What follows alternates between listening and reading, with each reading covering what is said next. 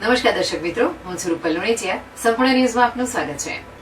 પાલનપુરના વતની અને હાલ મુંબઈ સ્થાયી થયેલા કિરીટભાઈ શાહ તેમના જન્મદિવસ નિમિત્તે તેમના વતન એવા પાલનપુરના વાલ્મીકીપુરાના ઝુંપડપટ્ટી વિસ્તારમાં આવેલી આંગણવાડીમાં ભણતા બાળકોને કિરીટભાઈ તેમણે આ બાળકો માટે કેળા, જમરૂખ, દાડમ, ખજૂર જેવા ફ્રૂટની વસ્તુનું વિતરણ કરાયું હતું.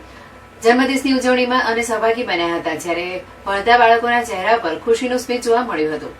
મુંબઈમાં ધંધાર્થે સ્થાયી થયેલા કિરીટભાઈ શાહ જે તેમના વતન પાલનપુર માટે અદભુત પ્રેમ લાગણી દર્શાવે છે, જેમાં ખાસ કરીને અગાઉ પણ જરૂરિયાતમંદ લોકોની સેવામાં હર હંમેશ પોતાનું ધ્યાન ખેંચ્યું છે. અગાઉ કોરોનાના કપરા દિવસોમાં ગરીબ પ્રજાઓની આર્થિક પરિસ્થિતિ મુશ્કેલીમાં પસાર કરી રહ્યા હતા, તે વખતે કિરીટભાઈ પોતાના વતન માટે કેટલીક સેવાકીય પ્રવૃત્તિઓ શરૂ કરી હતી. વૃદ્ધો, વિધવા મહિલાઓ તેમજ આર્થિક ભીસમાં જીવતા લોકોને આર્થિક સહાય આપી તે સમય સહભાગી બન્યા હતા. આ ઉપરાંત ગાય જેવા મૂંગા પશુઓને પણ ઘાસચારાની વ્યવસ્થા કરાવતા હતા.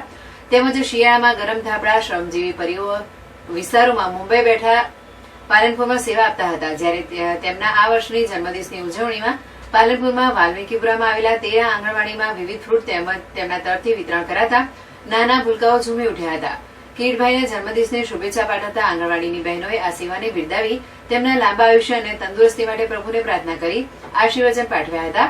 બાળકોએ નાસ્તો કરતા પહેલા તેડાગર બહેનોએ જેમાં પાલા લતાબેન તેમજ પ્રજાપતિ શિલ્પાબેને સામૂહિક પ્રાર્થના કરી આ ફ્રૂટ ગ્રહણ કર્યું હતું. જોકે આ બહેનોએ બાળકોના સંસ્કારોના સિંચન માટે મહત્વનો ફાળો જાય છે, જેમને કિરીટભાઈ શાહ વતી હાજર રહેલા દીપકભાઈ રાવલનો મદદરૂપ થવા બદલ ખૂબ ખૂબ આભાર માન્યો હતો.